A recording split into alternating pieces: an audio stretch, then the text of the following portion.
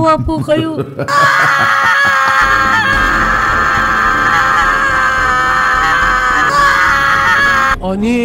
Oni, gumising ka. Binabangungot ka.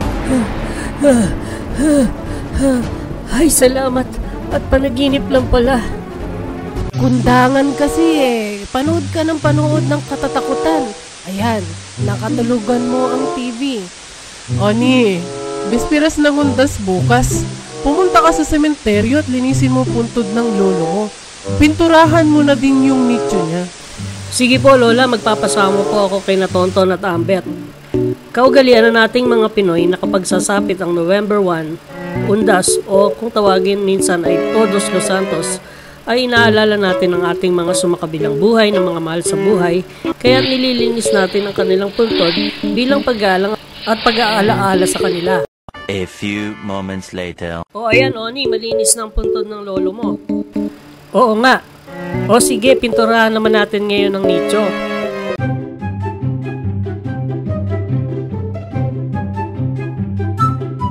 O ayan, ang ganda. Okay na, di ba? Approve. Oni, ano gagawin mo dyan sa brush na pan-drawing? Nakikita niyo ba yung pangalan ni Lolo? Di ba hindi na maalinaw ang letra at tuklap-tuklap ng pintura? Pipinturahan ko siya ng gold para gumanda.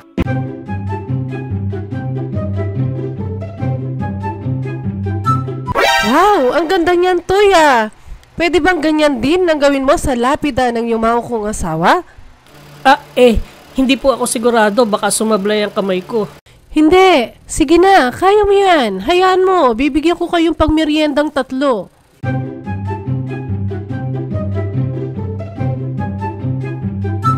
Aba, ayos yung ginawa mo, iho. Gawin mo rin yung sa akin. Ako rin. Sa amin din. Sa akin din. Ako rin.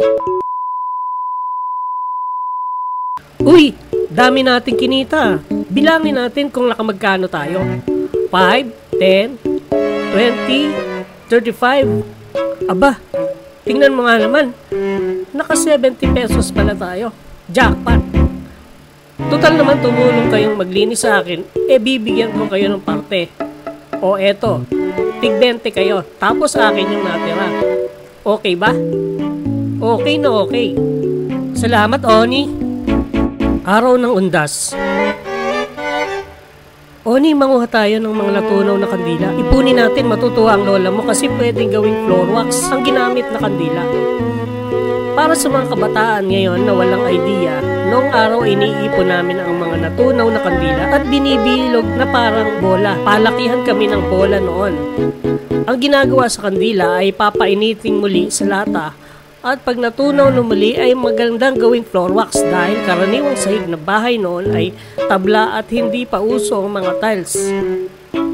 Pamilyar ba kayo dun sa bunot? Ito yung mga tuyong pinagtalupan ng niyog. Ginagamit namin ito sa pagpapakintab ng sahig. Ayun nga, ginagamit namin yung kandila na tinunaw para gawing floor wax. Kaya ayun, nakabang kami sa mga kandila na nakasindi. At kapag naubos na ay nag-aagawan pa kaming kunin ito. At aming iniipon at ginagawang bola. Huy, Tonton, huwag mong kunin yung kandila. Hindi pa natutunaw yan at nakasindi pa. Wala naman tong may-ari, umalis na. Sino may sabi sa'yo na wala nang may-ari? Nandito pa ako, no?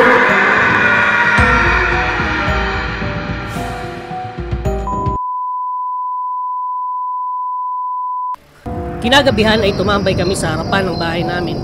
Madalas kaming tumatambay sa labas ng bahay tuwing gabi para magkwentuhan at magkulitan dahil wala pang cellphone at internet noon.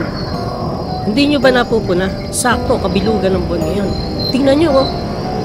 At ayon sa kasabihan, naglalabasan daw ang mga multo at maligno tuwing kabilugan ng buwan.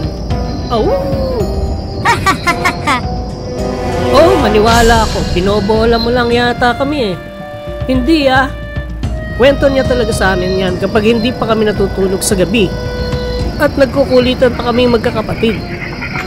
Maniwala kayo, sabi niya, doon daw talaga nakatira ang tigbalang sa matandang puno ng balete sa tabi ng eskwelahan. Yung ba yung malaking puno doon? O sige mga pards, para mapatunayan natin talaga na hindi totoo ang tikbalang, ay puntahan natin ang puno ng balete na sinasabi na yan. A few moments later. Ambet, ito ba yung puno na sinasabi ng tatay mo? Oo, ito nga, tingnan nyo at inaali-aligiran ng mga alitaptap. Alam ba ninyong kasabihan na kapag may umaali-aligid ng mga alitaptap sa puno ng balite, ay malamang na may tikbalang dito? Nako, itong si Ambet masyadong mapapaniwalain sa pamahiin. Ito pala yung sinasabi nilang puno ng balite na tinitirhan ng tikbalang. Pero nakakatakot talaga. Ang lugar na ito ay napakadilim, masukal ang paligid at madaming puno. Shhh! Naririnig niyo ba yung naririnig ko?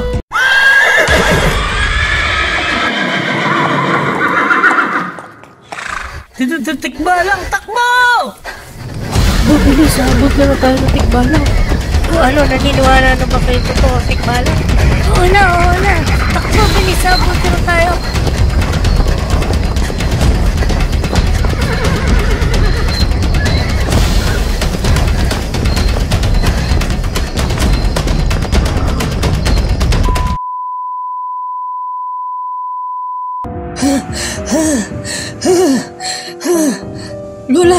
Lola! Hinahabol po kami ng tikbalang. Ayan po, parating na. Ano ba? Sa kayo nanggaling na tatlo? Gabing-gabi na. Ano ba tikbalang pinagsasabi niyo? Naku, malekat kayong mga bata. Si Mang Gusting Kutsero lang yan. Kundangan kasi hanggang gabi ay naka-standby. Oni, matulog ka na. O kayong dalawa, magsiuwi na kayo.